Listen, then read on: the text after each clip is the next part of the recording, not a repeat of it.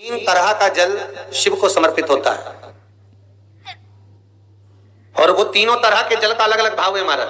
पहला जल सादा, घर से पानी लेकर गए, जल लेकर गए, शंकर को चढ़ाया, वो हमने घर का अपना एड्रेस बता दिया, भगवान शिव को जल चढ़ाकर अपने आनंद के लिए शंकर से कुछ प्राप्त कर लिया। दूसरा जल, जल के कलश में थोड़ा सा इत्र डालकर शंकर को जब समर्पित करते हैं तो महाराज घर में अगर कोई व्यक्ति बहुत रोगीला है, बहुत रोगीला, एक शिव महापुराण में, स्कंद पुराण में, नर्मदा पुराण में, भविष्य पुराण में, अग्नि पुराण में, नारद पुराण में, बरहा पुराण में, वामन पुराण में जितनी चीजें लिखी गई है एक एक प्रैक्टिकल कर देखो तो शिव महापुराण, स्कंद पुराण का यह भाव याद करिए कि एक लोटे पानी में इत्र मिलाकर, जल में इत्र मिलाकर, बहुत रोगीला व्यक्ति, बहुत बीमार व्यक्ति है, एक लोटा पानी उसका हाथ का स्पर्श कराकर शंकर को चढ़ाना प्रारंभ कर दीजिए। महाराज केवल 5 या 7 दिन चढ़ाओ और वो 7 दिन के बाद में उस बीमार व्यक्ति का क्रम देखिए कि उसमें कितना आराम लगा है। औषधि दवाई काम करना प्रारंभ करी कि ना करी।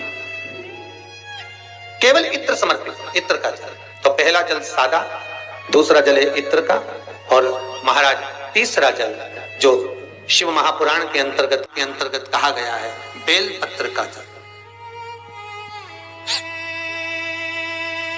तीसरा जो जल है वो बेल पत्र का जल है। बेल पत्र का जल कैसा? तो महाराज शिव महापुराण की कथा कहती है कि जल के पात्र में एक बेलपत्र अंदर डालकर उस जल के पात्र को ले जाकर शिव को समर्पित करना, अर्थात अपनी मन की कामना भगवान शंकर से कह देना। केवल बेलपत्र के माध्यम, बोलना नहीं है हमको कुछ, हमें कुछ कहना नहीं है। 3 तरह का जल का जो व्याख्यान वर्णन किया गया, एक सादा जल जो भगवान को कहा, आपने अपना एड्रेस बता दिया, आपने अपने मन का भाव बता दिया। इत्र का जो जल चढ़ाया गया वो केवल रोग मुक्ति के लिए चढ़ाया गया। और तीसरा बेलपत्र, अगर उस जल में एक बेलपत्र भी पड़ी हुई है, पत्र भी पड़ी हुई है और वो बेलपत्र पड़ा हुआ जल आप जिस भाव से चढ़ा रहे हो, जिस कामना से चढ़ा रहे हो, शंकर वो कामना आपकी पूर्ण कर दे।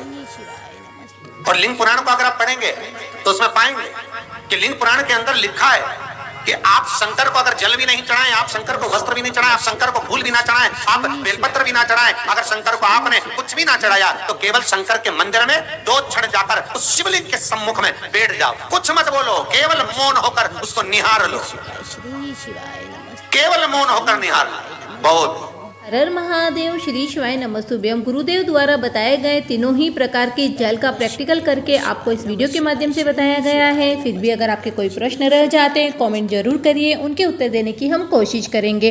दोस्तों, चैनल को सब्सक्राइब नहीं किया है तो जरूर कर दीजिए, वीडियो को ज़्यादा से ज़्यादा शेयर करें जिससे अन्य लोगों को भी लाभ प्राप्त हो सके। जल किस विधि से चढ़ाना है यह भी चैनल पर डला हुआ है, आप जरूर देखें। पशुपति व्रत से लेकर के जितने उपाय गुरुदेव बताते हैं, कर्ज मुक्ति, धन प्राप्ति इत्यादि उपाय चैनल पर बहुत ही अच्छे से बताए गए हैं, आप उन्हें जरूर देखना। वीडियो को ज़्यादा से ज़्यादा शेयर करें और चैनल को जरूर सब्सक्राइब करें। श्री शिवाय नमस्तुभ्यम।